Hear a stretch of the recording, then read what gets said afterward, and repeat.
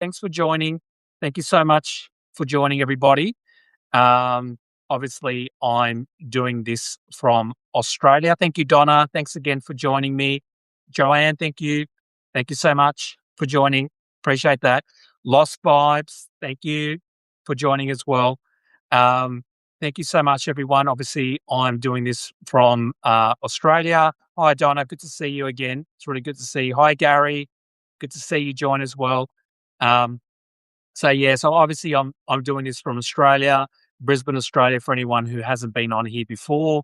Um, so today, I just wanted to talk about a few things, but obviously the biggest thing that's happening at the moment is what's happening with Greenland and the insanity. I've got to say, for a long time, Trump has been threatening Greenland for a long time, and a lot of people didn't take it very seriously.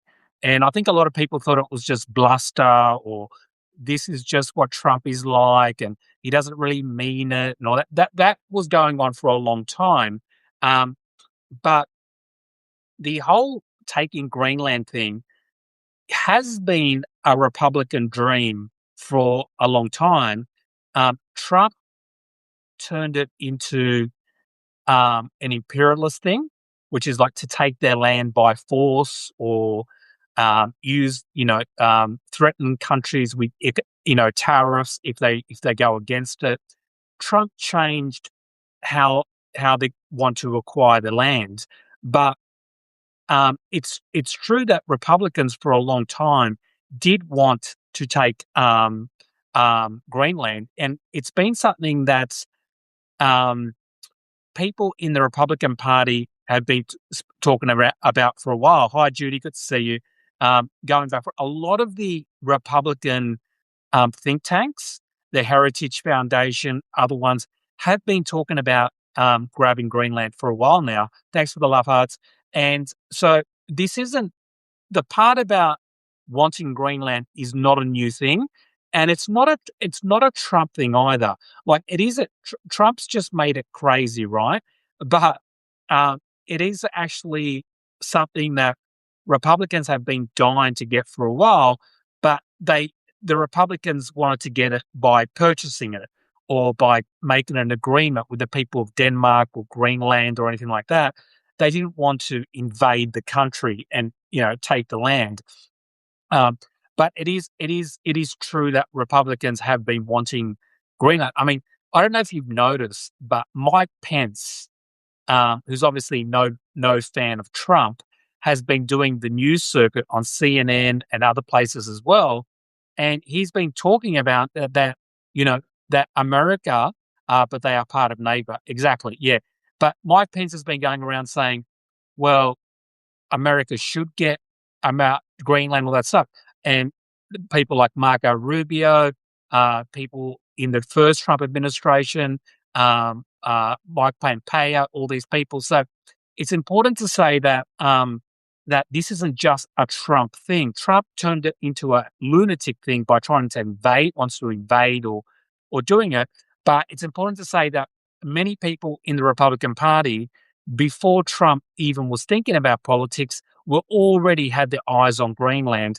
Um, Now, why would you want Greenland? Okay, so the main reason why a lot of now we have to take what Trump says sometimes with a grain of salt, and sometimes you have to separate Trump and the Republican Party to some degree, right? Because there is a lot of overlap between the two people, right? Obviously, um, but the main reason, if you spoke to most Republicans in the Republican Party, or if you spoke to the think tanks, because a lot of times I get the think tank people in the conservative circles, it's not about minerals as much. Minerals like every country has minerals, right? But it's not the main reason they want to get it. The main reason is because the polar ice caps around Greenland are melting. And what's going to happen is when they start melting more, there's going to be all these new trade routes where people can do trade through Greenland when they had to go around the long way for shipping. So there's going to be all these new shipping routes that are going to open up, and and whoever controls the shipping routes will have a lot of power, like similar to what you see in Panama, who control, they want control of the shipping routes, right? It's a really big thing. It's going to be hi, Dave from California. Good to see you again. It's a so it's a really big thing that they want to get control of, right? So for that reason, hi Dave, good to see you. I think that's the main reason. I don't think Trump. Now, when Trump was privately messaging the Prime Minister of Norway, and he said, "Well, had I been given the Nobel Peace Prize and all that," I mean, I don't think in my personal opinion, I think Trump, had he got the Nobel Peace Prize, would still have gone after Greenland. And the reason I believe that is because he was already talking about taking Greenland before the Nobel Peace Prize was given to someone. He's been talking about it since 2016. How ridiculous was that? Yeah, exactly. So I don't actually believe that Trump would not want Greenland because of no peace prize. I think he just used that as an excuse to annoy the Norwegian leader to say, if you'd given me this, it was just a thing to piss him off. Because again, before the Nobel Peace Prize, hi Kimmy, good to see you again. Hi Amanda, good to see you. Because again, that doesn't make any sense because Trump wanted Greenland before the Nobel Peace Prize. So again, I think he would have done it one way or another. I think Trump is crazy. He does want the Nobel Peace Prize, but I don't think that was the reason why he wants Greenland. I think the number one reason is he thinks it's very strategic for him. Hi, Amanda. It's a strategic thing for him and the Republican Party. The thing about Trump is he's very influenced by a lot of the people around him. So you think about Venezuela, right? Going into Venezuela was not Trump's idea. Going into Venezuela was Marco Rubio's idea because Marco Rubio, he's the person who really, really is obsessed with Venezuela and also, hi Kevin, good to see you, and also Cuba. And Marco Rubio wanted to change what's going on in Venezuela because he thought the next thing that would happen is Cuba would collapse. Now, what I do also believe is that that's not how they sold it to Trump. Marco Rubio and the people around him are selling Greenland and they're selling Venezuela not in the way they traditionally would want those things. I think they sold Venezuela to Trump by saying we're going to take their oil, right? So, but that's not the reason Marco Rubio wanted to take Venezuela. It was more about collapsing Cuba, right? But they're selling it to Trump in a different way because they know Trump enough, and Trump is easily manipulated. So Marco Rubio would have gone to Trump and said, "Hey, let's get Venezuela." Because if we get Venezuela, you'll be able to get oil and minerals and all that, because that's what Trump thinks about. I think the same thing's been done with Greenland. Again, Greenland is not Trump's idea. The Republicans and think tanks in the Republican Party have wanted to take Greenland for a very, very long time, especially when they found out that the ice caps in Greenland were melting. And this is where I think is kind of like ridiculous because on the one hand, you have all these Republicans talking about new trade routes opening up through Greenland because of ice, the melting ice caps. But that's happening because of climate change. So you have people who don't believe in climate change, but the number one reason they want to take Greenland is because the ice caps are melting. So obviously people in the Republican Party do believe that climate change is real because otherwise they wouldn't be using that as a reason to go after Greenland, which I believe is the number one reason why they're going after Greenland. Because those trade routes for Greenland are going to be extremely, extremely valuable. Yeah, extremely valuable. And the reason why I don't think that's the main reason is because the United States, like obviously Denmark and Greenland are part of NATO. And so part of NATO means that if Greenland is attacked, then the United States has to come to its defense as would the rest of Europe. So it doesn't make any sense for the United States to take over Greenland because they would still have to defend it even if they don't own Greenland. The other thing is that Denmark has never said to the United States, you can't have more bases there. In fact, Denmark has encouraged the United States over the years to put more bases on Greenland. The United States used to have a lot of bases on Greenland, but when the Soviet Union collapsed, because that's what the reason they were there, that there was a lot of U.S. soldiers and bases because of the Soviet Union. But when the Soviet Union collapsed, the United States they thought there was less of a threat from Russia, so they took a lot of the bases off Russia. But it wasn't because of Denmark. Denmark never told America to get their bases off. In fact, Denmark has been saying over the last couple of months that we are more than happy for the US to have more bases, 17, during the Cold, So exactly, Susan, there was 17, So Denmark is not stopping America. So the argument that America needs to own Greenland to defend it just makes no sense. It makes no sense at all. However, there is, it's unusual for NATO. NATO countries don't usually control waterways. Like if Greenland, if the ice caps collapse around Greenland and then there's all new shipping routes, well, that's a different thing to NATO. That is a different situation to NATO because now it's about who controls the waterways. Now, you can have countries within NATO who disagree with each other about who controls certain waterways or international waterways. It already happens now between European countries will argue with each other about who controls certain routes. That already happens. So that's why I feel that the United States wants to control Greenland because then it doesn't have to negotiate with other NATO or European countries or even Canada, which is close by, about who operates and controls the waterways. If Marco Rubio grew up in Cuba, I don't think he would have a problem with being bureaucrat in the Cuban Communist Party. He's an equal opportunist. Yeah, exactly, Dave. Yeah, exactly. Yeah. And a lot of those people, like Marco Rubio, they're obsessed. They're very, very obsessed with the Cuban government. I think Venezuela was a way to get to Cuba. Hi, T. Good to see you again.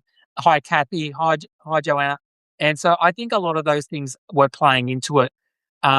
Again, it doesn't make any sense why the United States has to own Greenland unless you think about the fact that in the future there's going to be new waterways there, and and America wants to control the trade routes for those areas.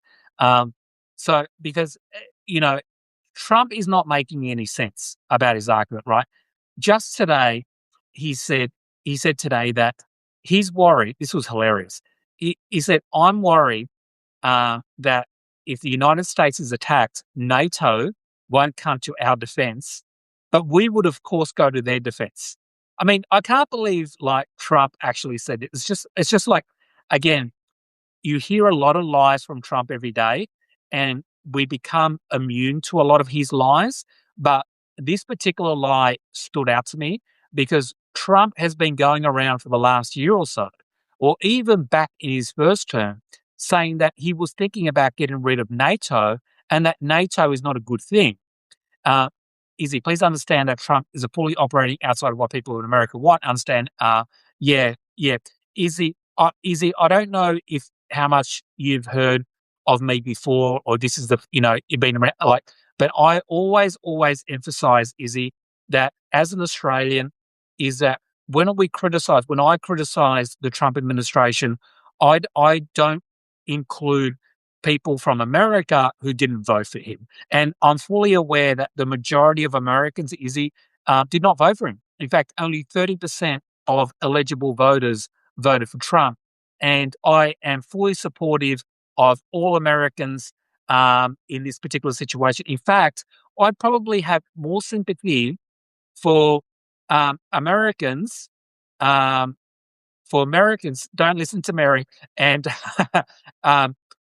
I have more sympathy for Americans who didn't vote for Trump than other people because you have to live underneath his administration. And that would be worse. Now, it's bad for the rest of the world as well because Trump is affecting, yeah, Trump is affecting everybody, right? Uh, Mary, you're undermining my argument. Okay, Mary, you're undermining my argument. Yeah. So thanks, Joe. Exactly. So yeah. So and look, I think it's a thing of is that yeah, it should be, but I think it's easy for other countries to blame all Americans because in other countries they feel why sorry, thanks for I'm only joking, but yeah, like so I don't think the majority of us, Mary not included, believes that the majority of you guys are fault at this, and we certainly don't. We feel sorry for you, and I think there's got to be solidarity between people from other countries and Americans who don't want Trump, because at the end of the day, the people who are going to get rid of Trump are the non-American people who didn't vote, who are not, because the biggest hope that we have at the moment, the world does, is that Trump is that the Republicans are beaten at the midterms, and that Trump is beaten at the next election, or JD Vance, or whoever it is. So I want to encourage all Americans to vote out Trump or vote out Republicans at the midterms, and I fully support those people. 100% support Americans on that. People also, a lot of Americans, mostly Americans, subscribe to me, and so I've got to keep them on side as well. So but yeah, but US, yeah, but I was going to say back to, oh no, JD Vance is worse. Yeah, yeah. Um, but yeah, I think what's interesting that I've been seeing at the moment is that out of all out of everything that Trump is doing, there's one leader around the world that is sticking out to me, and that is Mark Carney, the Prime Minister from Canada. I have to say, I am, even as an Australian, I'm more impressed by him than I am by my own Prime Minister. Now, to be fair to our Prime Minister, Australia is less connected to America because Canada is a neighbour of America. So there's less reason for us to get involved than Canada because it's a neighbour. But I have to say that Mark Carney, I think, has been right on the money, and to me is the new leader of the West. I do think Mark Carney is the new leader of the West, and the reason is for a couple of reasons. Um, I saw Gavin Newsom today being interviewed, and Gavin Newsom was yelling at the European leaders and other leaders for being too nice to Trump. Like saying, like, remember that Trump released all those private messages after the Norwegian Prime Minister released the message about Trump saying that he wanted to take over Greenland, right, because of the Nobel Peace Prize, right? So Trump tried to come back by releasing all the private messages of all these people. Now, I just want to say that that's a pretty awful thing to do because um, TR problems is there likely would not be midterm elections. This was their plan all along. Trump will find a way to not have them, whether that is through martial law. I do not put anything past them. Yeah, TR, Philippa, Trump is just a fool. He should not be president of the USA. Anyone who can see he's suffering from dementia, believe he's capable of running the country. Yeah, I actually disagree in the sense of I do think the midterms are more likely to happen.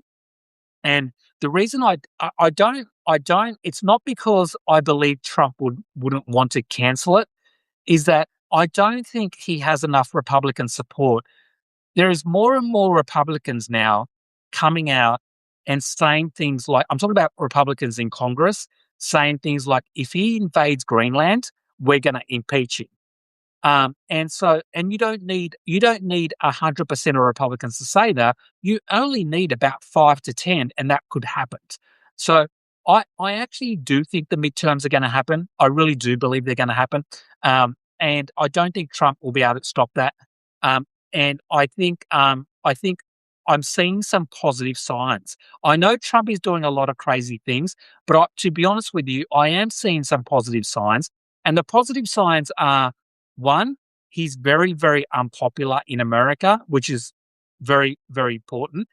Two, that unpopularity will mean that more Republicans will feel freer to go against him, because if he's very popular, it's much harder to go against him. But the less popular he is, the other thing is that I think um, there are checks and balances that to some degree are still working in America. And I'm talking about some of the court decisions and stuff like that that are going against him. So I do still think I don't feel like I still feel like the United States hasn't gone full fascist yet or full. I think there are still enough checks and balances, and I still think the midterms are going to happen, that Trump can still get taken out at the elections. He can become a lame duck. I do actually feel um, confidence that the midterms will happen. Um, the other thing is going back to Mark Carney and what Trump is doing in overseas is it's important to realize that in a lot of countries in Europe, England, Australia, Scandinavia, all those sort of countries, right? Um, a lot of those countries are either run by centre left or centre right governments who are more sort of mainstream. You're more optimistic, but I respect your opinion and I hope you're correct. Yeah, and like TR, I wouldn't be shocked if I wasn't correct. Like I'm not, everything I'm saying, it's not like I'm 100% thinking that's going to happen. I just think in terms of chances, I think what I'm saying is more likely and you're saying is less likely, but I still think either one is possible. I just think one is more likely. Um, but and the other thing is that a lot of people, a lot of countries, like for example the UK, it's very important that Europe and the UK does not does not start electing far right wing parties that are sympathetic to the Trump administration. He won't be able to stop our elections, but he's creating chaos and fear, which will cause people to stay home, go to the polls, be afraid. Yeah, I still think there will be enough people that go to the polls. I really do believe it because, and I'll give you some examples. There's been a lot of special elections that have happened since Trump got elected. We saw them. We saw the mayoral races in New York. We saw Virginia, New Jersey, all these type of races, and Democrats came out in massive numbers to vote against Trump. So I do think they will come out and vote. I don't think America has gone down that far. I know in America you're probably thinking, Joe, what are you saying? I still don't think America is China or or Russia. I don't think it's gone that far at all. I don't. I think what happened in America is very bad, but but I don't think it's that bad. Like if you're in China, there is no chances of midterm elections, like zero. They're not going to happen. If you're in Russia, the opposition people just get killed or said. So that is not America yet, right?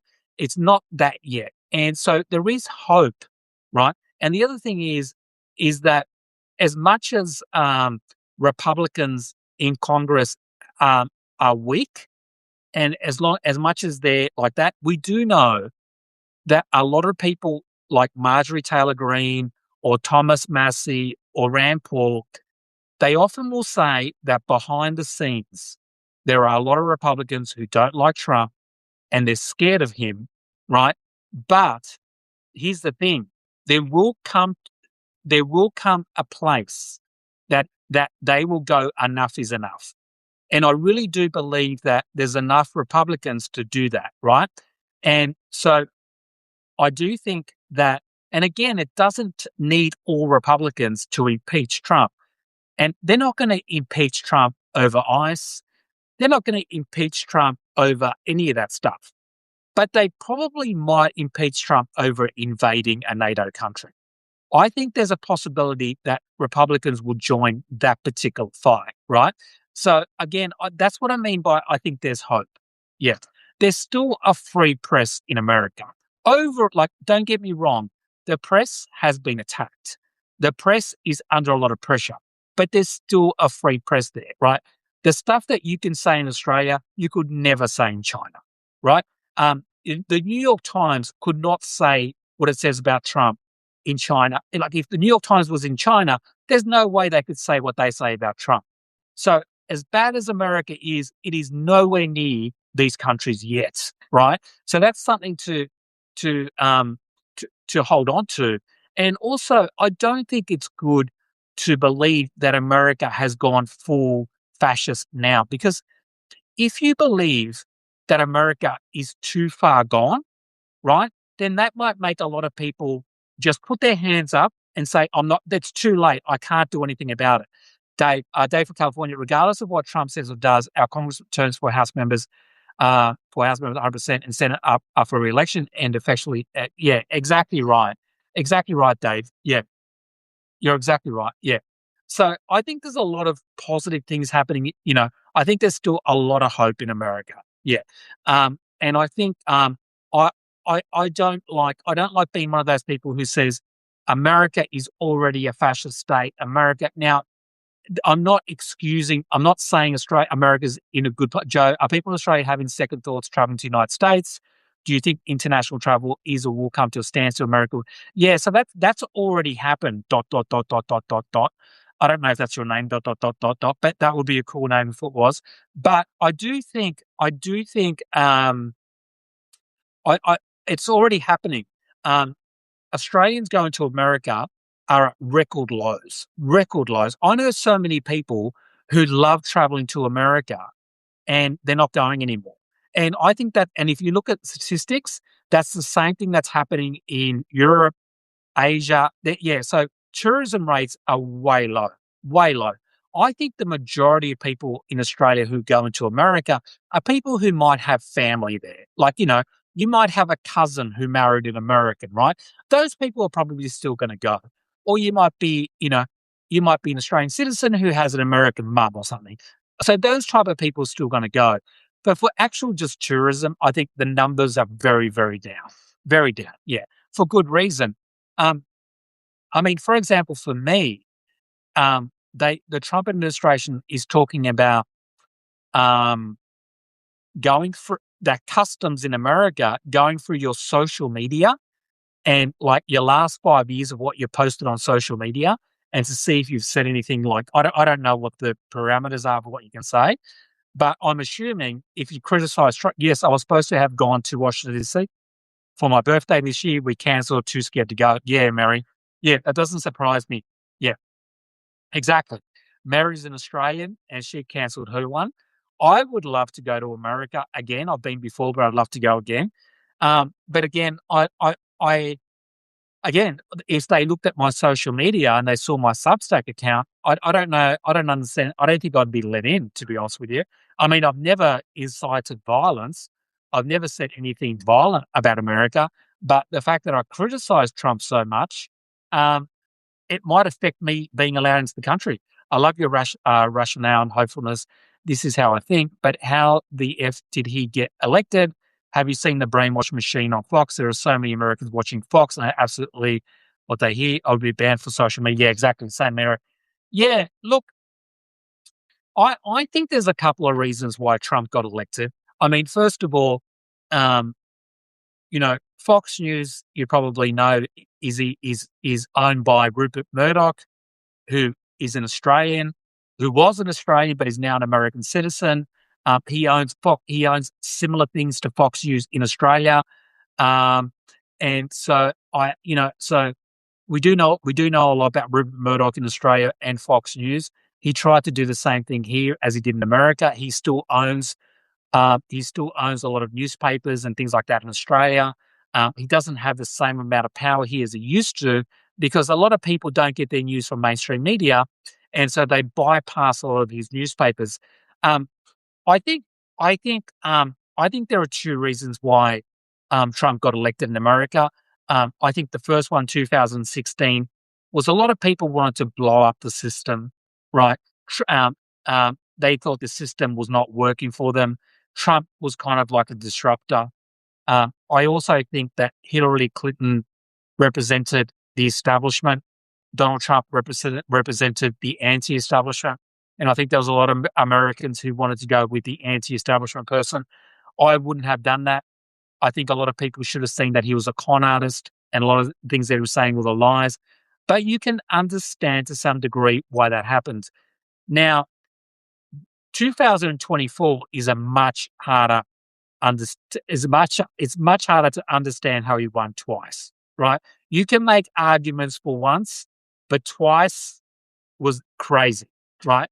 Um, but if I was to steel man an argument from the other side, I would say that he won because, for one, um, I think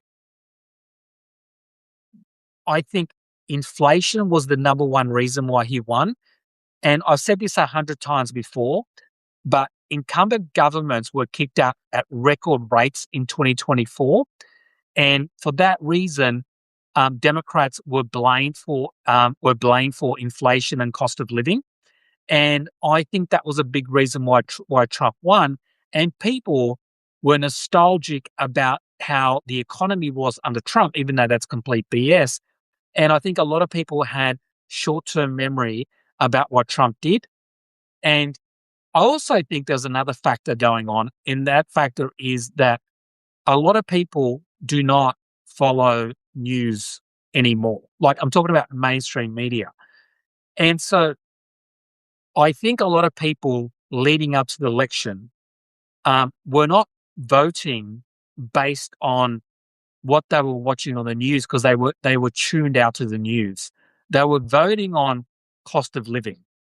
They were voting on how much rent they're paying, the cost of housing. If you're young and you want to buy a home, everything was going up after COVID. Right? This is not Joe Biden's fault. This was happening all around the world. Happened in Australia. Happened in Europe. It was a post-COVID thing, right? A post-COVID thing that affected the whole planet. But if you're someone who doesn't follow politics closely, you blame whoever is in power.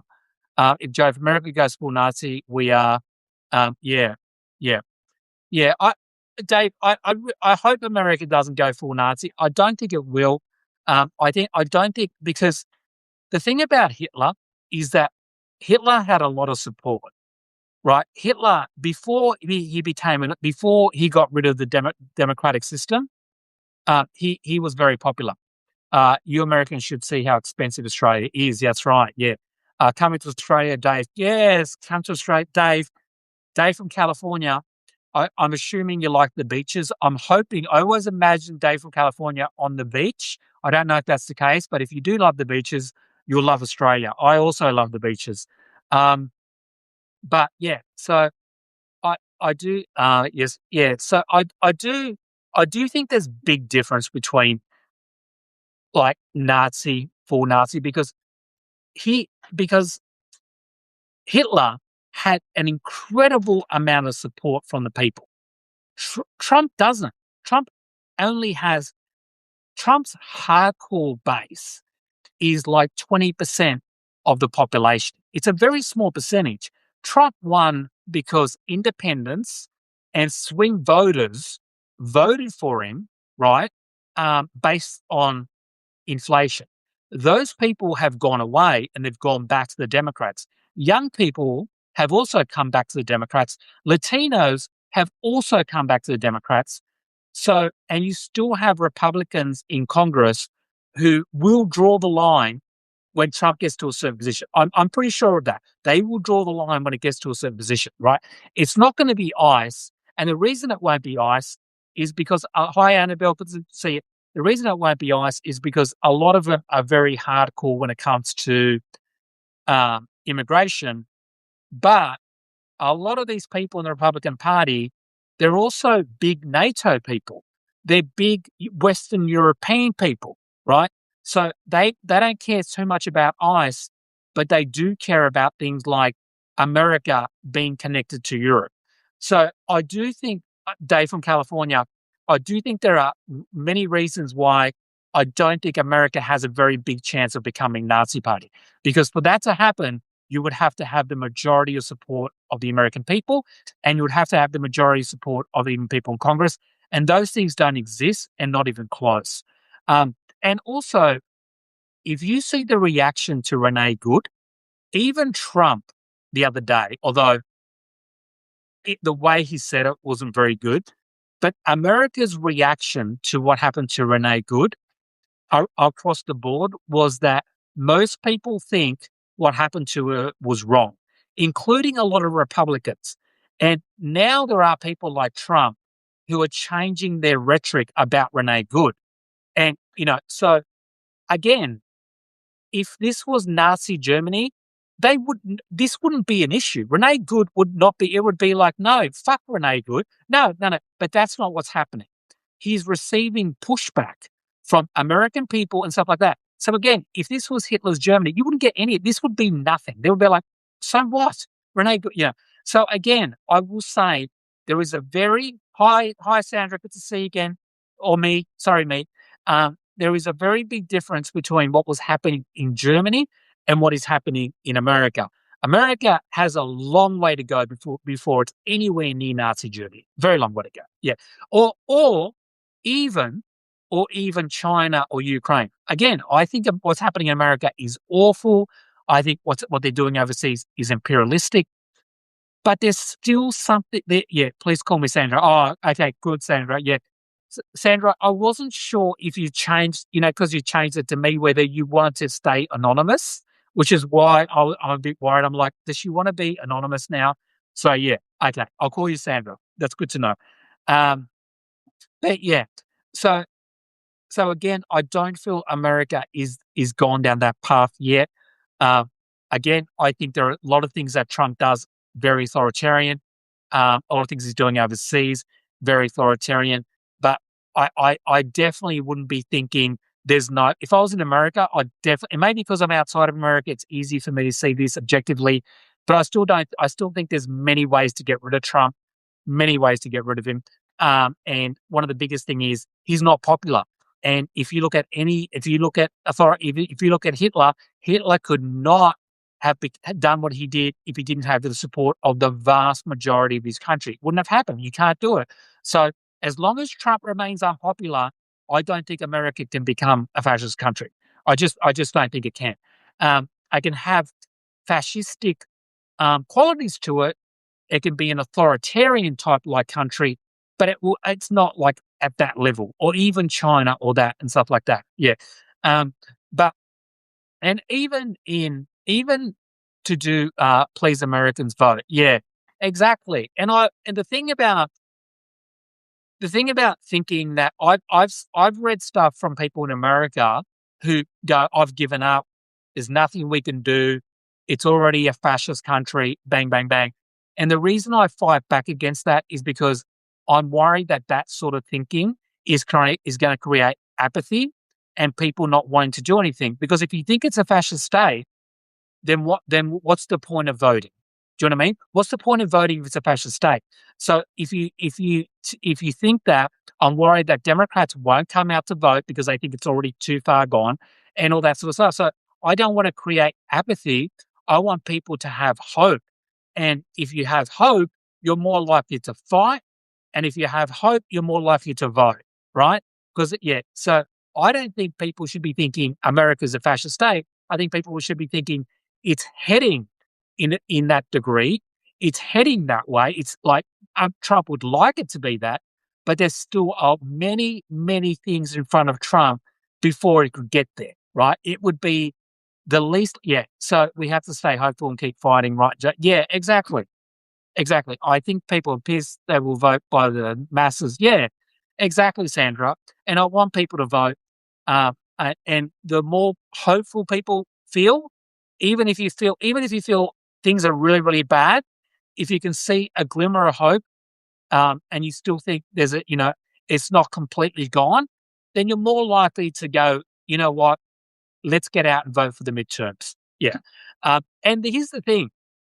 If the midterms go really bad for Trump, like I think he does, that means that Republicans can get impeached that means Republicans cannot do what they want to do. Trump becomes kind of a lame duck president. He loses a lot of his control, and then I think more people will get hope, right? Um, but in terms of what's happening overseas in America, I do think Mark Carney. Going back to Mark Carney, I do think what Mark Carney did is the right way to do it. Now, I was just saying before about Gavin Newsom, and Gavin Newsom came out and he said, I feel hopeless several times a day, but that won't keep me from voting. Never. It makes me want to vote more. Yeah, perfect, Sandra. I love that. I love that. Yeah, exactly. Exactly. Yeah. And exactly. And feeling like there's something you can still do about it is, I think, a really important thing for people. You still want to feel like it's not that hopeless that you can't do anything. Yeah. Um, so so I think Gavin Newsom comes out and he says the European leaders are too weak, and that privately they say nice things to Trump, but then they get on TV and I think, I want to defend the European leaders, Australian leader, Canadian leader, what other Western country we can talk about, right? Because I think they did it the right way. And what I mean by is that when Trump was elected, right? When Trump was elected, if European leaders and Australian leaders, hi Nicole, good to see you, Nicole. Um, if I was, if you're, if Trump, when Trump was elected, and now you have Mark Carney, you have the European leaders, and they just come out and they attack Trump straight away. That wouldn't have been a good thing, right? Because Trump would then have used them attacking him as a reason to do all the awful things they did to him. They are in such an awful, yeah, exactly. So a lot of people said that the Europeans they were too nice to Trump. Well, I think they did it the right way, because again, if they come out of the bat when Trump was elected and just started attacking him and putting tariffs on him and did this, it would have been like Trump was the one being attacked. It would have been like America is being attacked, and then Trump would have been playing the victim. Well, the reason I have to put tariffs on all these countries is because they came after me first. But because they did it the right way, and the right way was to go, you know what? This is real politics, right? This is reality. This is pragmatism. Trump is now the president of the most powerful country on the planet. He has the most powerful economy on the planet. Trump could do a lot of damage to our country.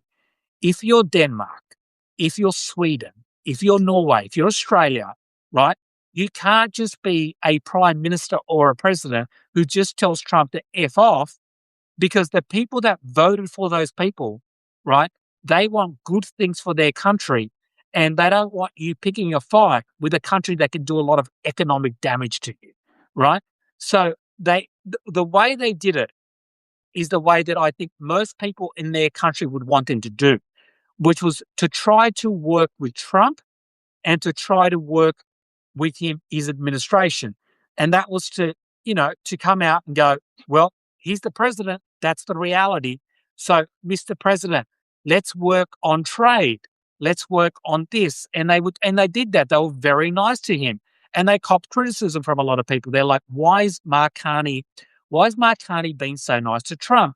Why is Keir Starmer being so nice to Trump? Why all these people? Because that's their job. Your job as a leader is not to annoy the most powerful country on the planet and create a world of damage to the people who voted for you, right? That might be good for people who, maybe some people in America who don't have to deal with the repercussions of that. But if you voted for your leader, you voted for your leader to do the best by your country, right? So I totally understand why these leaders from these countries were appeasing Trump. They should be. That's their job, is to be it. Now, and then when there was like those trade wars, again, they tried to appease him. Like, for example, in Canada, they said, sure, we'll do what we can about fentanyl, even though it was like 1%, right? Mexico, okay, fine. we'll do what we can about this and that. Like they were all trying to work with Trump, even though Trump was being unreasonable and Trump was lying about stuff like fentanyl and Trump was doing all these things. Now, the reason why I think that it was good for these countries to do that is because now every single person in all of the people that voted for those people, they now know that, wait a sec, our prime minister, our president tried everything they could do to work with the American president, and he still shut on them. And that's why now I feel like now that they're pushing back more, I feel they have more credibility, right? It can't just be, Trump can't just turn around and say, well, I'm gonna go after Greenland because Europe were horrible to me. They were absolutely horrible. They all turned against me. And stuff. We all know that's not true. We all know that these people spent months and months trying to work with Trump, trying to be nice to Trump, trying to do trade deals with Trump, and that's given them more credibility. So I feel that they had to do that, right? So again, it's very easy for people on the sideline to go do this, do that, but they're not the people, right? If you're the Prime Minister of England and America sticks 50% tariffs on you and half your businesses go broke, right? That might be, that doesn't affect maybe someone in America, but it affects the people who voted for the Prime Minister in England. Joe, I'd love to hear your point. Yeah. So it's very important that people understand it's like Dan Bongino, right? I know this is a bit of a crazy thing talking about Dan Bongino, right? Out of nowhere, right? But Dan Bongino had a podcast for years and years. And on that podcast, he would always talk about why don't the Democrats release the files? Or why don't the Democrats? Then he gets into power, he gets a job, right? And then he's like, I didn't realize there was so much paperwork. I didn't realize it was such a hard job. I'm not going to, you know what I mean? There's a difference between talking about something and actually govern. And so I feel a lot of sympathy for these countries because they're not big countries. Trump Trump is in charge of the biggest economy on the planet. Trump is in charge of the biggest military power. Here's the other thing. If you're a supporter of Ukraine like I am, Ukraine needs the United States to survive. That's just a fact. Without the equipment from America, Ukraine would collapse, right? Even though America has stopped giving money, they're still supplying equipment to Ukraine, right? Now, if European powers had turned on Trump, Trump would have pulled out of Ukraine a long time ago, and done nothing, right? So they had to appease him. They had to try to work with him for their own country's sake, but also for Ukraine's sake, right? So they're having to do this balancing act of working with a bully who has the control of the biggest military on the planet and also trying to do what's best for Ukraine and for their own people. And that's not an easy thing for those people to do. So when I see Gavin Newsom, I don't dislike Gavin Newsom, but I will say he does remind me of one of those made-for-TV presidents that, that he says things. Joe, European leaders were appeasing and are still appeasing a blatant racist, lying, convicted felon, sexual assaulter. Yeah, but Natalie, I disagree. I disagree with you there because they don't have a choice to appease because you're thinking of this, I'm assuming from Americans' point of view, but it's not about appeasing someone who was. It's not about if you're I hear and appreciate your perspective and agree to an extent. At the same time, if they showed more strength at the onset, maybe we would have to felt so emboldened. Yeah, look, I honestly, I don't agree with this stuff. Like, I'm respectfully disagreeing with this because I think you're thinking about this from an American's perspective, right? And you're thinking about this from a perspective of your own side, but you're not thinking about this from a different country's perspective and the people who have to live in those countries. Trump is not putting, Trump, if you're in America and he's your president, did they appease Hitler? Well, I don't think. Yeah, but Natalie, I don't think Trump is Hitler yet, right? I don't think he is Hitler yet, and so I think there are two different arguments here. I think Trump is an authoritarian. I think Trump is doing a lot of damage to people, but I don't think he's Hitler yet, right? Hitler, for starters, had an incredible amount of support within his country. Trump does not have that support in his country. Yeah, Hitler would not be talking about invading Greenland. He would have invaded Greenland. He would have invaded Sweden. He would have invaded, we wouldn't even be having discussions about this, right? And the Republican, So again, I think it's a matter of extremes, right? If you're in Europe and if you're an English Prime Minister, right? If you're English Prime Minister and you're in Europe, right?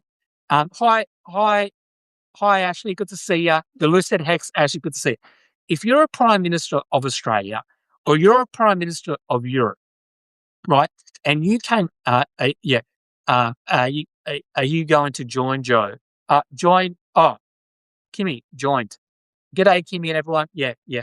I'm not sure. What do you mean? Are you going to join Joe? Oh, are you going to join Joe? Hi, Joe. Yeah.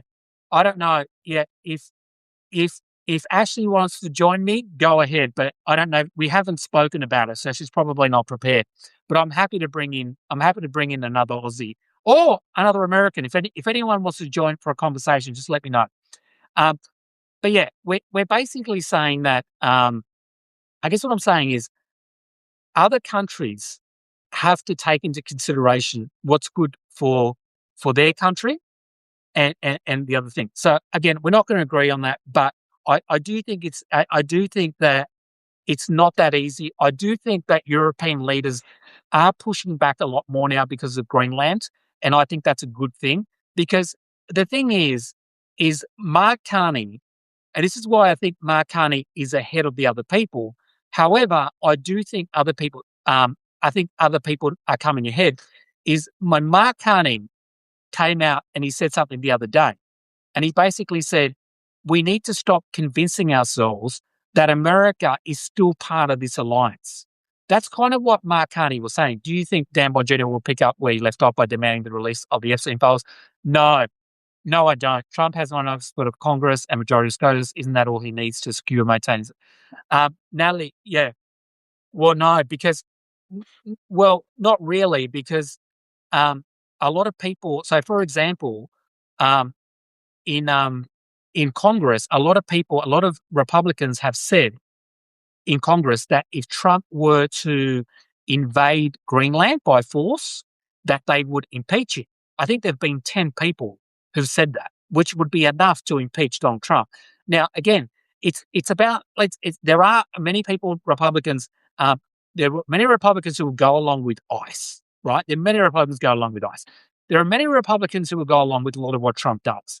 But there are also many Republicans who are internationalists. They don't like Trump they can't imagine Trump invading NATO. That would cross the line for those people. So that's what I mean by Trump still has some guardrails.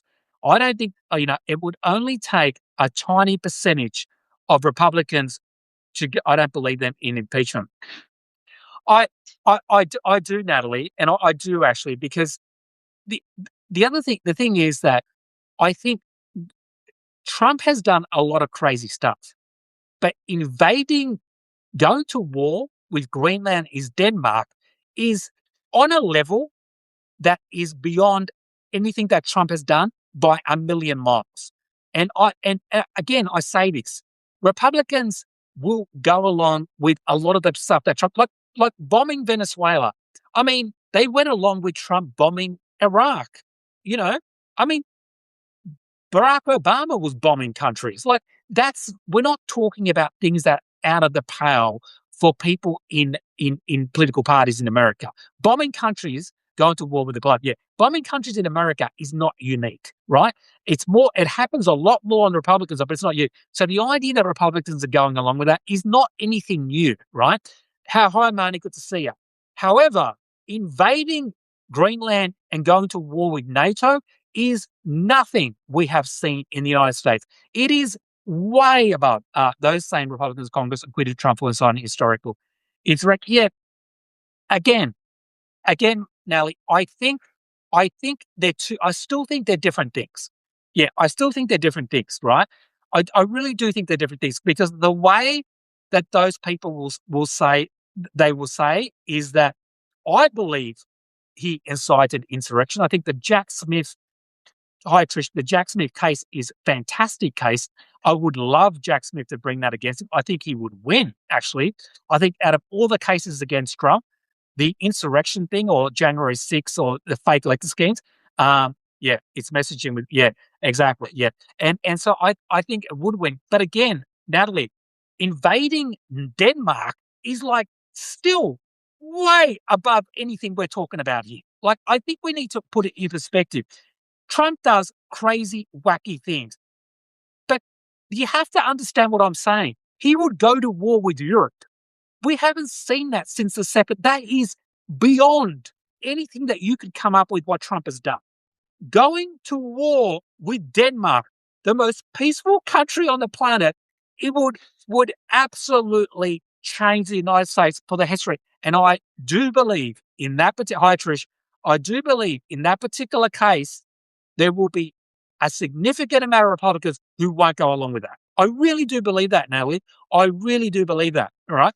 Because, yeah, I think that is beyond the pale, even for some Republicans, because they don't need 100% of Republicans to impeach Trump, right?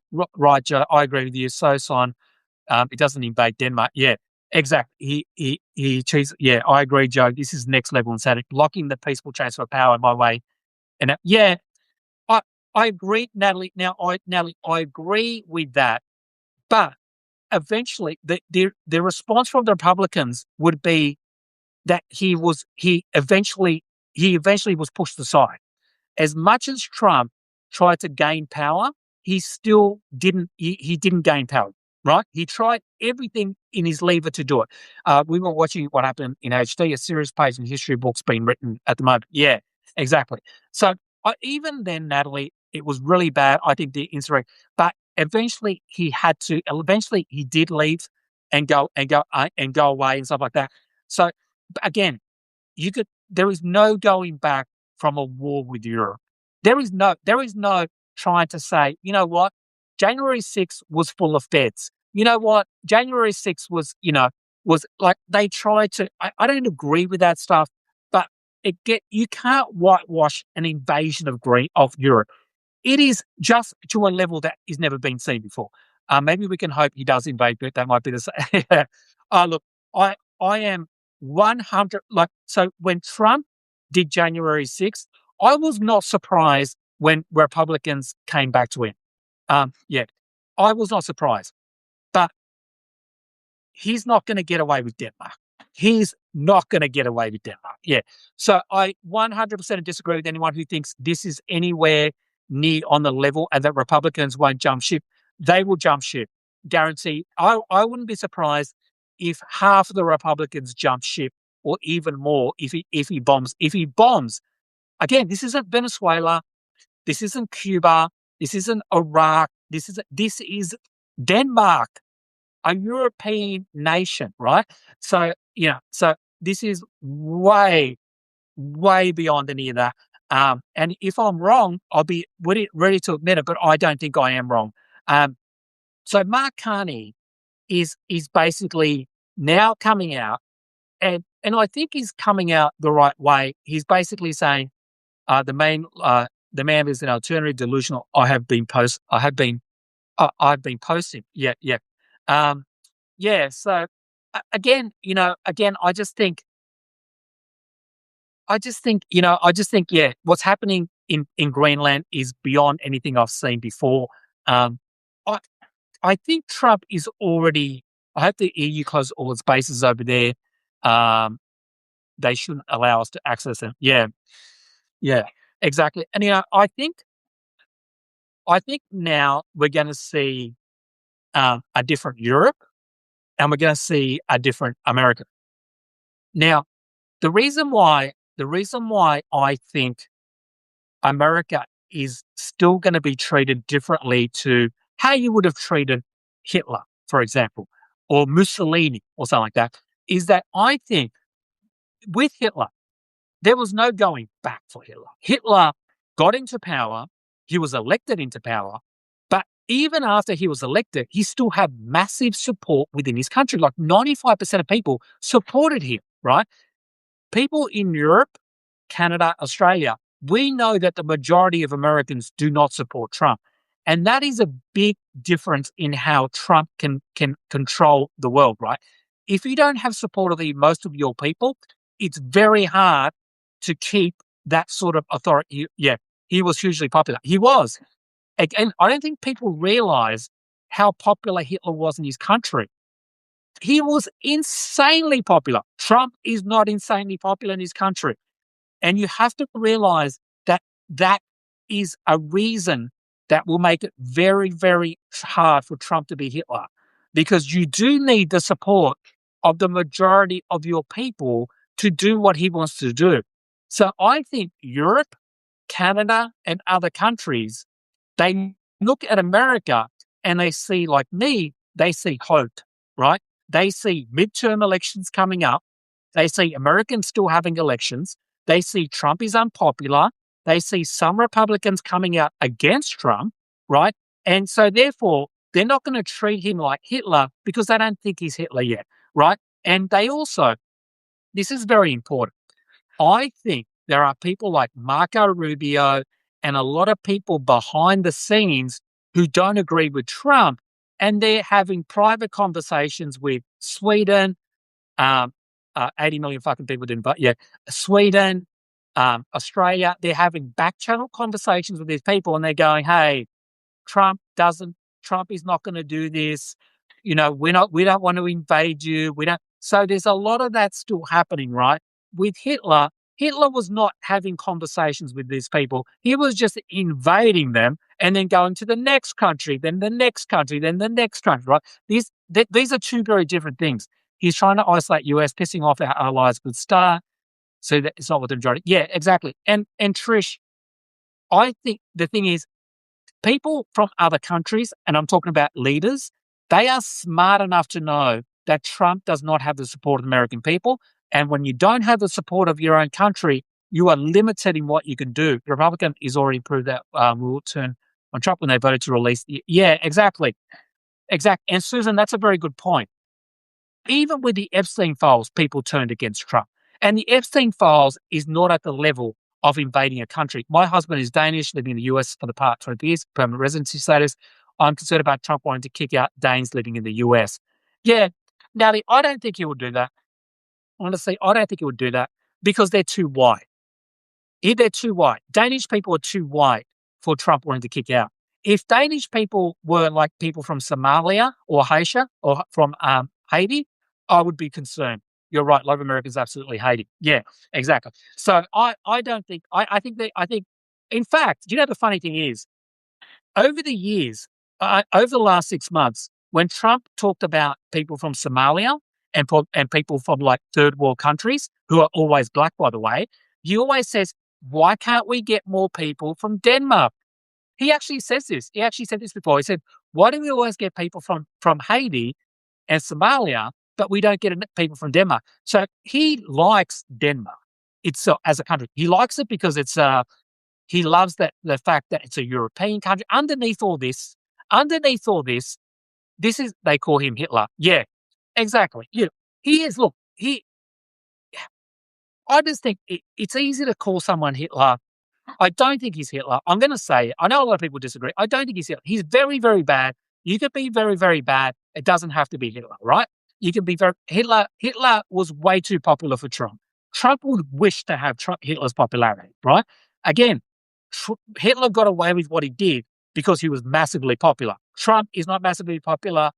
In America, you can still have elections. In America, there is still the Supreme Court. In America, there's still a free press to a certain degree. This is not Germany. Yeah, we are not in Germany yet. Yeah. So I say this because if you think that and you're in America, I'm worried that people are going to be so disheartened by it that they're going to put their hands up and go, well, there's nothing we can do. It's over.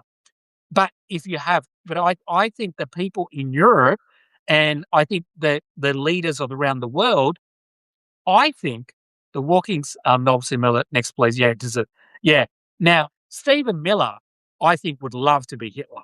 I think Stephen Miller would actually love to be Hitler, but he could never be Hitler because he's just, he doesn't have the charisma. He's too much of a douchebag. There was no way Stephen Miller could ever be like again, I think you're giving these. I think by calling them, I think by calling people like this Hitler, you're giving them more credit, and you're giving Americans less credit than they deserve. Yeah, because I think more. I think for him to be Hitler, he would have to be more popular, and I don't think Americans think like so. When I say he's not Hitler, I'm standing up for Americans. I'm standing up for people who actually did go through that. America has not gone through that yet. Um, and I think there's so many things in Trump's way to get to that position that I don't think it's going to happen. Yeah, America. Yeah, so I do feel hope for America. I really do. I mean, Mark Carney for me is a big hope as well because I think he's finding that balance between not going full on nuclear against Trump because at the end of the day, like you countries, like look at China, right? China is an authoritarian government, right? Who wants to take over Taiwan and probably wants to take over other countries, right? China's not a good country, right? But let's talk who will be our next votes for primaries, then VP. Yeah, exactly. Yeah, exactly. And the thing is that I think that in the future, Trump is not going to be around. I don't think he's going to go to the next elections.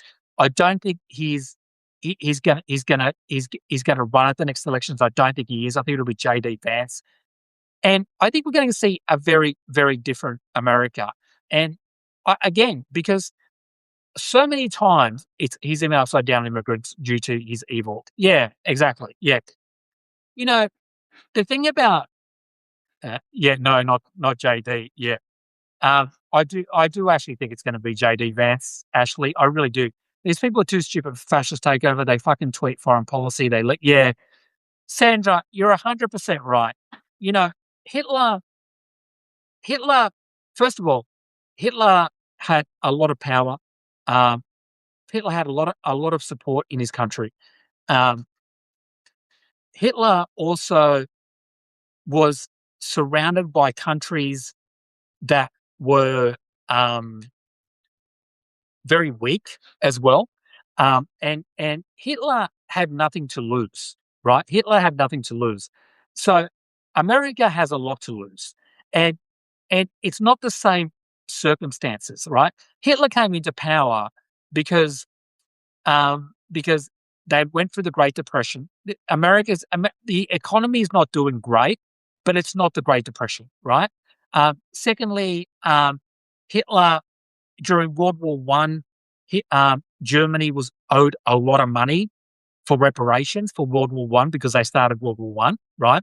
And therefore they were having to pay back all this money, and they were also struggling economically. And so Hitler came in and said, we're not we have to pay back all this money because of World War One, and we're never going to survive. And so he said to the German people, well, what if we just don't pay the people back? And so he had a good story to tell. Germany was a disaster after World War One. This is not the same situation. Yeah, yeah. So I say that because it's good to keep it in context of where America is at. And yeah, and I don't think America is anywhere close to what Hitler is.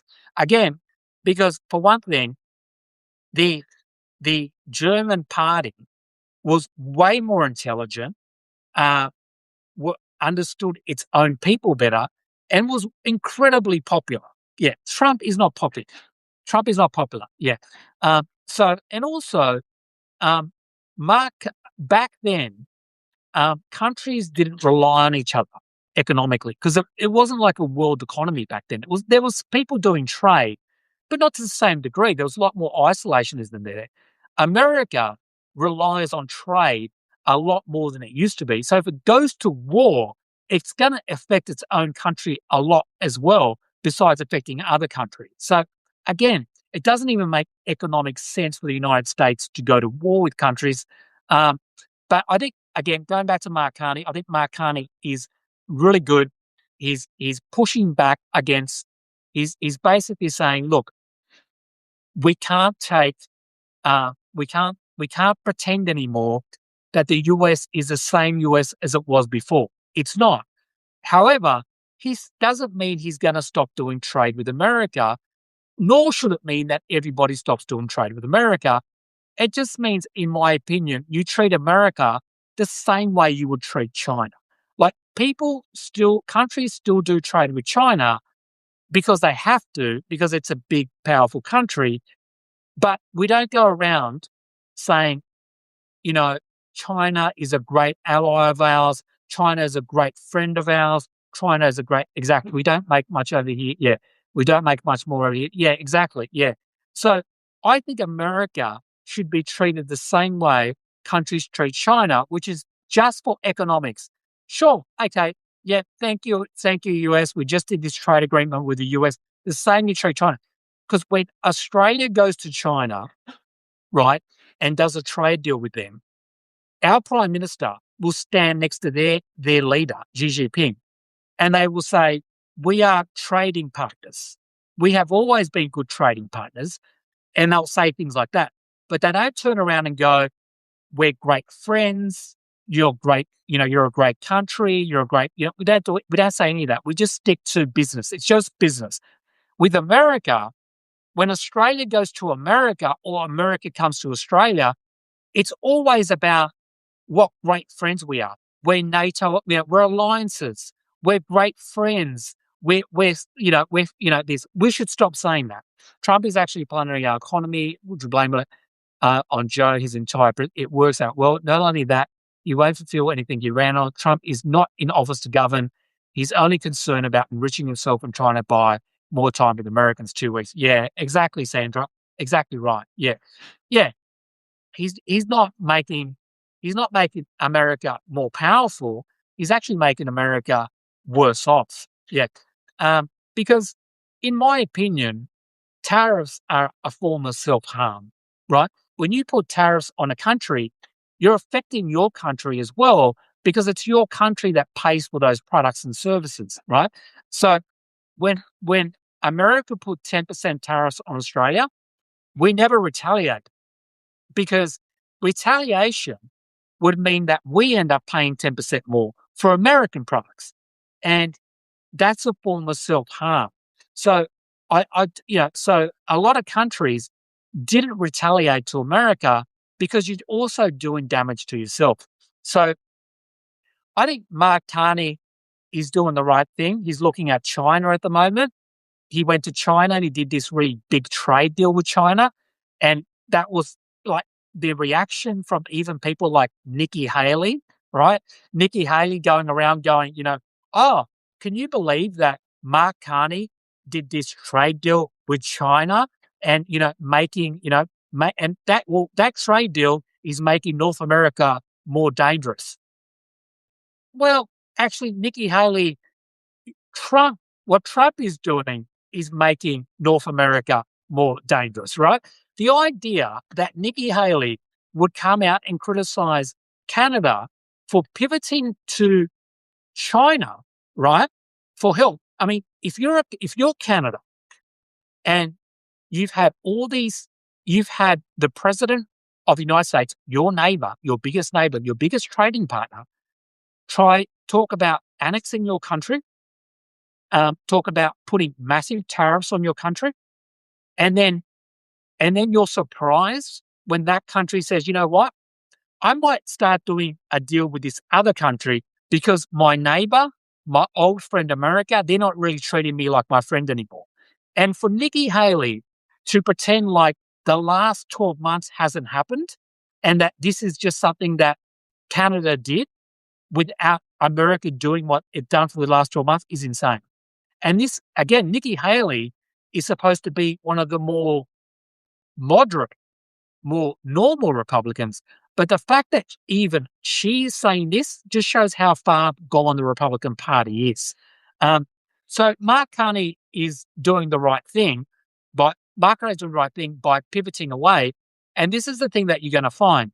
Countries like Australia, Canada, Europe, we're now going to start looking for other trading partners because America, when you have a trading partner, you want it to be secure, and you don't want it to be like you want it to be able to trust the people. Nikki Haley ruined her credibility a while ago. Yeah, exactly. Yeah. So again, so Mark Carney is doing the right thing. He's been very respectful about the way he talks, which I think is important as a leader, right? He's basically saying the truth, which is America under Trump is not the same America. And therefore, let's go, America, Canada, Australia, we should all start doing trade deals with China, India, whoever it is, right? I have to say, whoever it is, we should start. And again, it doesn't mean you stop doing trade with America. It's just that, if you're a business in Australia, and if I'm a business in Australia or the UK or Europe, and I want to sell my products into America, and Trump keeps changing the tariffs all the time, like it's 10% now, but if you do this, it's going to be 20%. If I'm the business, first thing I'm doing is I'm looking for other countries that are not crazy like America, right? You're looking for secure countries that are going to not charge you. And so that's what's going to happen is a lot of businesses overseas are going to look at America as not a safe country to trade in, right? And not a reliable country to trade in. And so they're going to look elsewhere. America can't get upset about that because you made it more difficult for overseas countries to trade. Now, if there's nothing wrong with it, if a country in Australia still wants to trade with America, then go for it. If Australian government wants to trade with the American government, I still think that's okay, right? What we need to do is stop acting like America is our friend, or that America now is America, before when Joe Biden was in power. This is a very different America. We can still be friendly. Like when I say friendly, I mean we can still be like, like the same way we treat China, the same way we treat Russia, which is like we're just neutral. We're neutral. It's just business. All we do with America is business. There's no personal things to it. There's no things like that. So, but again, and I will say this other thing as well, like if you're, as I said before, there is a big price to pay for countries to go against America. We have to accept that. There's a big price to pay for that, right? And one of the countries that's going to pay a price for that is Ukraine. Ukraine will pay a big price. If America completely pulls out of Ukraine and stops offering its equipment, that could be the end of Ukraine. That's just the truth. And that's why and I've got to say, a lot of the reasons why a lot of these nations in Europe have been appeasing Trump is because they don't want America to completely pull out, right? And so that, you have to look, there's like a 1,000 different moving parts. And it's very easy for people to sit at home and go, they should just tell Trump to F off. Well, if Ukraine now is on its own and Europe is not strong enough, Europe is not strong enough to defend Ukraine. It's just not. That's the reality. It's not strong enough. If the US pulls 100% out of Ukraine, that will be the end of Ukraine. No good countries can trust our government or 40%. Yeah, exactly. Yeah. So the world is in a very bad state at the moment, a very bad state at the moment. And if the war in Ukraine wasn't happening, if that hadn't happened, it would be easier for leaders around the world to go against Trump. It would still be hard because it could affect them.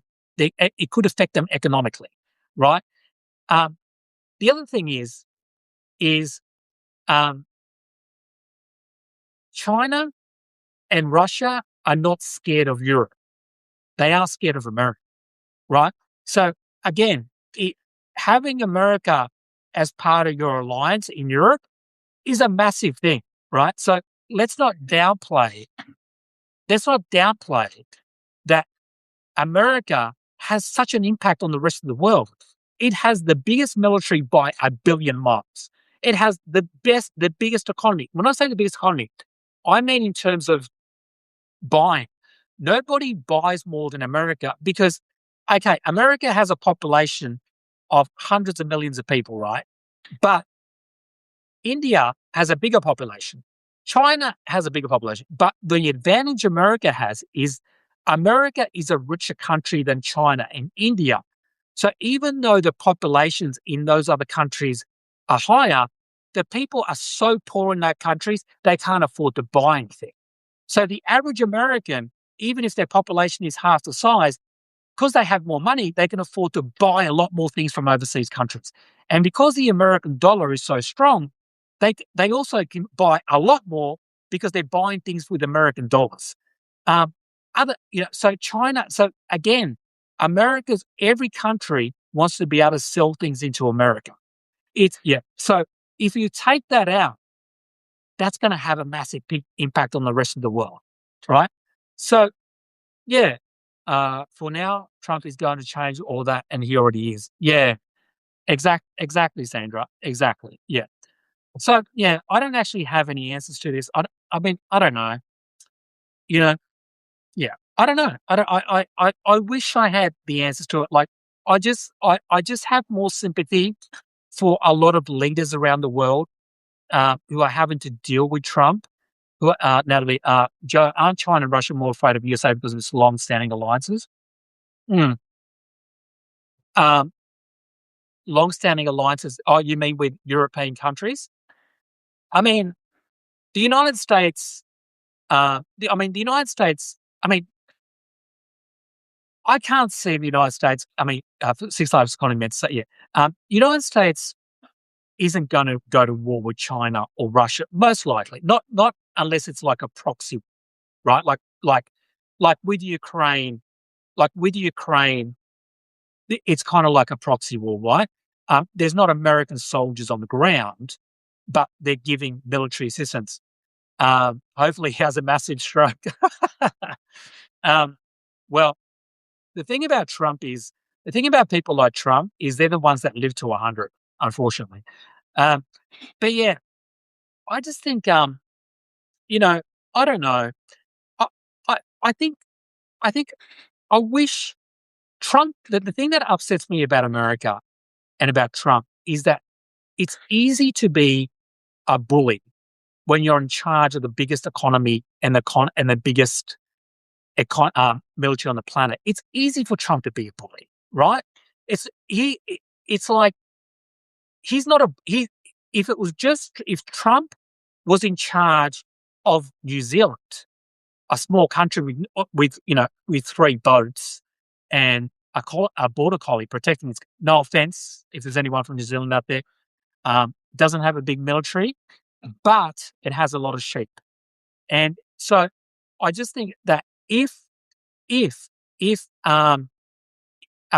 Trump, and that's what I mean, like using your power just because you happen to have the keys to the most power is such a like disgusting thing to do, right?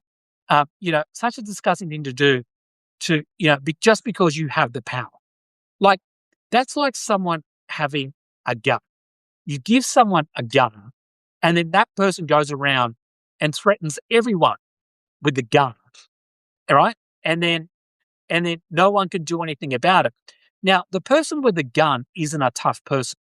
The person with the gun isn't like a strong person. That person is a weak person because they're using a gun against defenseless people. And that's what Trump is doing. Trump is using a gun against countries who can't militarily stand up to him because Denmark can't stand up to America, nor should I expect them to. You know what I mean? Yeah. But again, I think the way Trump could get beaten here is he's a malignant narcissist, a rapist, a con man, a criminal. Yeah, exactly. Yeah. Don't forget he's the acting president of Venezuela now too, Joe. Yeah, yeah.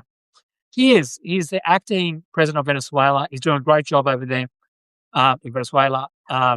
Yeah. I mean, he's Trump to me, is I don't know. I mean, he's like acting like a madman, right? Um, he does act like a madman all the time. I find it funny at the moment that because he's been acting so weird, that a lot of people in the MAGA movement have now, like a lot people on Fox News and like a lot of the influencers that follow him. Is this part I found hilarious. But you know that they always, whenever Trump does something, they always do like mental gymnastics to like excuse what he's doing. So at the moment, because of the way he's acting about Greenland and then he's talking about the Nobel Peace Prize, and that's why he wants. So he's acting like weird, right? And Fox News and MAGA are saying, well, they're conceding that he is acting crazy, right? Because they feel like they have to concede that point. But they're saying he's doing it, he's acting crazy as a strategic negotiating tactic, right? So they went from oh no, he's not crazy to yes, he's acting crazy as a negotiating tactic, because if everyone thinks he's crazy, they're not going to think about what he's going to do, so they'll just give him what he wants, right? So this is the new sort of mental gymnastics from that. I actually think he might be crazy. I actually think Trump might actually be crazy. Yeah. So again, they always come up with like this mental gymnastics with it. Like, the same thing with like Don Lemon. Don Lemon goes into a church and he starts like, I wouldn't say like is like telling them about ICE, and he's looking for someone. There's a Besson argument as well. Yeah. Yeah, and that's right. Besson always comes up with an argument as well. He's all greetings, true patriots, glad to be here. Hi there, Joe. Hi there, Trajectory. Good to see you again. I know you were here last time. Great to see you again. And yeah, so like there's always, Besson is always doing that as well. He's always trying to come up with like excuses for, like, for example, Trump said that he's going to put tariffs on any country, on 8 nations that support Greenland. And then Besson comes out and he says, whatever you do, don't retaliate. Don't retaliate on the tariffs, right? He said this before, by the way. And so he's like, it's like just because you're surrounded by people who are slightly more rational than you are, doesn't mean, right? It doesn't mean that you should be listening, that we don't think Trump is as mad as those people yet. Bunch of crackpots, yeah. And he makes the other people around him look more sane, but only because the point of reference is Donald Trump, right? It's like you have crazy people, but then you have, I saw Don's segment, he was covering the protests at the church, interviewing both sides. Yeah, exactly. So Nicole, good point. I wanted to bring that up. Don is in there. He's interviewing people on both. He's the tariff sheriff. That's right. He's the tariff sheriff. Yeah. He's interviewing people about ICE, about all that sort of stuff. He goes into the church, right? Now, MAGA have a full-blown panic attack. They say he must be prosecuted, right? There's always prosecuted. It's amazing. It's always free speech on the other side, but as soon as someone on the left does anything, it's like put him in jail, prosecute him, hang them. Like, yeah. There's kind of like a double standard of free speech when it comes to MAGA. I don't know if you noticed that. And so Don Lemon goes into the church, does some, reporting, all that sort of stuff. He's having debates, all that sort of thing. Right? He's talking to both sides. And there's a full meltdown on the other side, right? And they're like, oh, this isn't journalism. This isn't real journalism, blah, blah, blah, blah. And I was thinking, then I was thinking about Nick Shirley. Remember Nick Shirley? He went into all the daycare centers. He's a MAGA YouTuber who did that video about fraud in daycare centers in Minnesota. Remember? And he was knocking on doors of daycare centers, right? And then he'd say, and he'd go in and go, he wanted to have a look at their children because he wanted to make sure there was children in there and it wasn't just some fake daycare center. Imagine a random 23-year-old knocking on daycare centers, right, and then going, "I just need to have a look at your children." Like that, is that's not weird? I just need to spend a bit of time looking at your children. Yeah, that is weird, right? Like, not a random person who no one knows knocking on daycare centers asking to see their children. Generally speaking, I would, if I was the owner of that daycare center, I'd probably say no. Now, Nick Shirley was considered a hero, a journalist of the right. He was reposted by JD Vance, uh, Trump, all these people. He's uncovered fraud, all this thing, right? So it was okay for him to knock on doors, ask questions, right? Ask questions of the daycare centers, do all this sort of stuff, accuse them of fraud, even though none of these people have actually been accused of fraud before he did the video and after he did the video. And then somehow we're supposed to be more upset about Don Lemon. So again, the hypocrisy of these people is crazy. Don Lemon wasn't going in there and calling these people, saying these people were fraudsters or that. I mean, some of these daycare centers are going to lose their business because of what Nick Shirley did. He basically defamed all these people in their vote, saying that he was done a fraud. So, yeah. So again, it's the hypocrisy. Don Lemon didn't do anything wrong. You don't have to agree with what he did, but it wasn't illegal, right? And it wasn't harassment. So yeah. So again, it's just more of this crazy stuff that we see from the Trump administration and all that sort of stuff on there. But anyway, guys, at what point do we declare them certifiable? Well, Nicole, I'd like to declare them certifiable right now. Yeah. Um, I think I think one of the worst things that Trump has done is that even once he's gone, I think even once Trump is gone, um, the crypto for sure, yeah. Once Trump is gone, there's still going to be a lot of this craziness around. Um, the the level of what a politician can get away with now is much higher. I think maybe before it was too low. I think people were getting cancelled for doing like too low things, but yeah, exactly. There's a lot of red flags there. Yeah, there's a lot of red flags. Yeah. So again, I just feel like Trump has created this craziness in American politics, in the media. You now have hi Rob, see nice to join you. You now have a media in America on the right, which has some of the most insane people that in the old days would be mental institutions. And I'm not actually I'm not exaggerating, right? Uh, please, yeah. Thanks so much, Joe. Please say Nibbles, my love. Yeah, Nibbles is just on the couch there, so she can't see at the moment. But yeah, it's crazy. It's crazy stuff. They're basically look out for asteroids. Yeah. Well, the thing is that I never thought there'd be a time where some of the biggest platforms are people like Candace Owens, um, uh, people like Donald Trump with his platform, people like Tucker Carlson, Megyn Kelly, just full blown conspiracy theorists, right? Who you have Candace Owens talking about time travelers. She's now saying that Charlie Kirk was a time traveler. That's the new one. For those of you who don't keep up, I only occasionally keep up. Time traveler. The gates are open. The rocks overturned. No turning. Yeah, exactly right. Yeah. Tucker Carlson talking about being attacked by being attacked by actual demons. Said that. Hi, hello Tamara. Good to see you. Said that actual demons attacked Tucker Carlson. Nick Shirley saying that that Tim Walz was involved in Melissa Hortman's death. They're not passive aggressive; they are just aggressive. Yeah.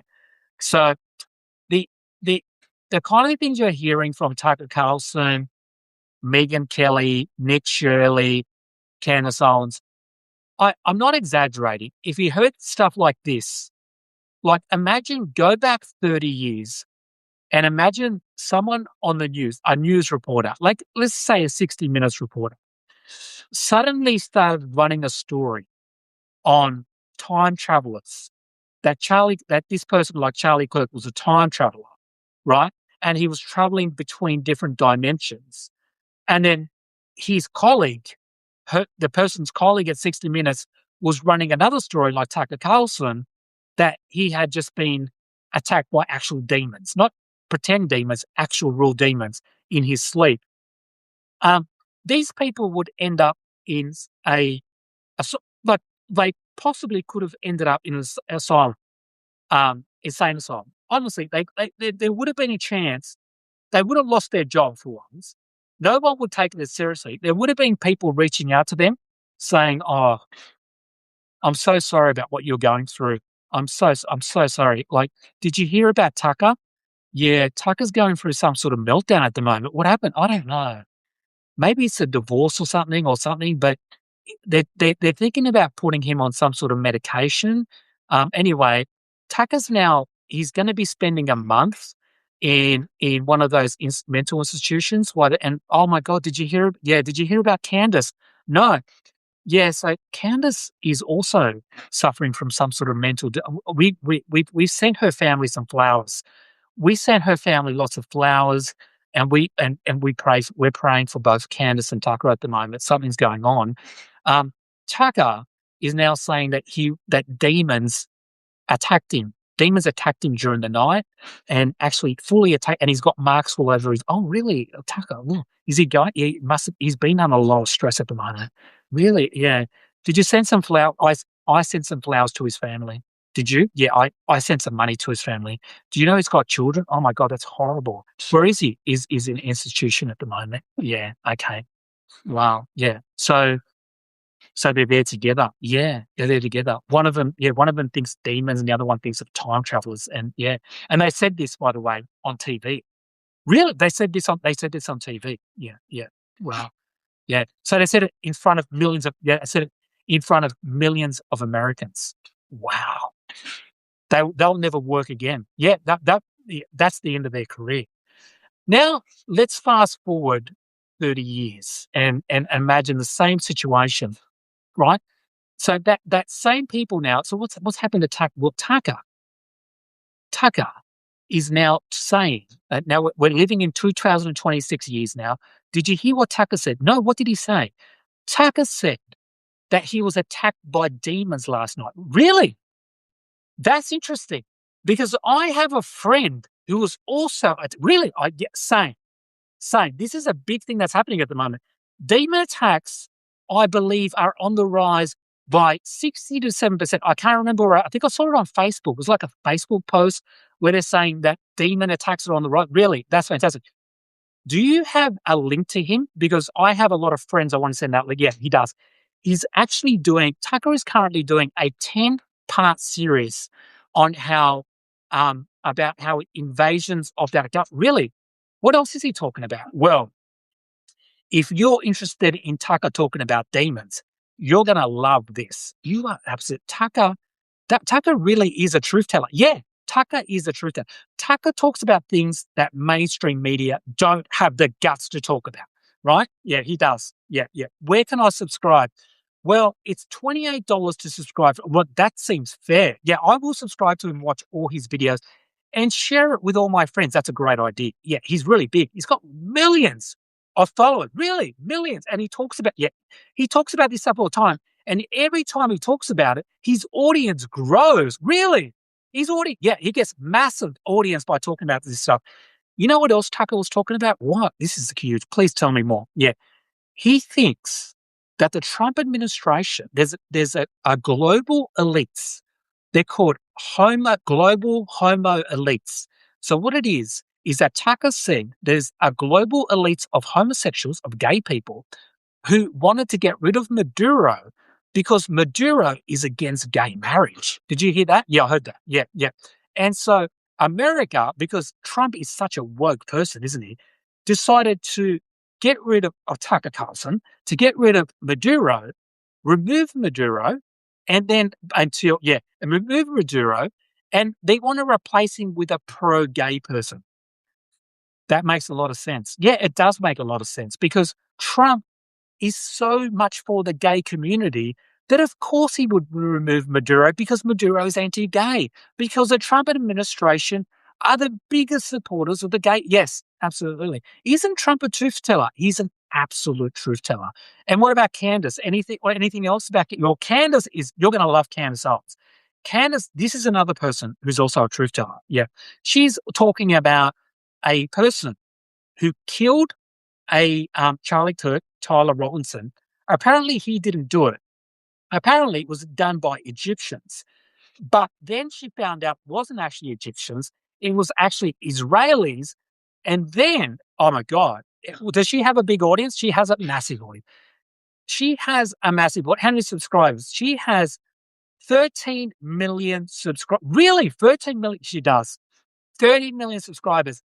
And every time she talks, every time she goes from Israel killed Charlie Kirk to Egypt killed Charlie Kirk to Charlie Kirk was time traveling, she gets more and more audiences. Really, so people, they love it. They absolutely love this stuff. Yeah, wow. This is just crazy stuff. So again, there is a bit of a difference between now and back then. Back then, it would have been the end of your career. You would have never shown your face in public. You would have just gone, you know what? I'm just going to go become, I'm just going to go and become a programmer. So nobody has to talk to me anymore. Instead, now those same people, not only do they not get shamed, they make millions and millions and millions of dollars. I mean, this is the new reality we live in. And it's no wonder that someone like Trump is in power when you have millions of people who believe this nonsense. It's the reason why Trump gets away with so many of his lies, because people are believing the most ridiculous nonsense out there. It's insane. Truth doesn't matter anymore. In fact, if you tell the truth is considered boring. Yeah. So anyway, that's enough from me. I just, yeah, again, I just think it's great. The whole thing's a bit crazy. But anyway, thank you so much, everyone. Thank you for joining me again. If you haven't subscribed, please subscribe. I really enjoyed this conversation. Hopefully, we can get together. I'm skeptical about the numbers they quote on followers. Like, thanks, Joe. Thanks. Yeah, probably not, but I'm sure they're making millions. Otherwise, they wouldn't be doing it. Thank you, Sandra. Thank you so much for that. Appreciate that. But yeah, oh, don't go. Sorry, Tamara. Next time. I know you came a bit late, Tamara, but you can download the video and watch it later. Thank you. Thanks, Emma Hope. Thanks, Joe. Thank you. Nobody stays. Thank you. Thank you so much, guys. Cheers. See ya. That's right. The boring.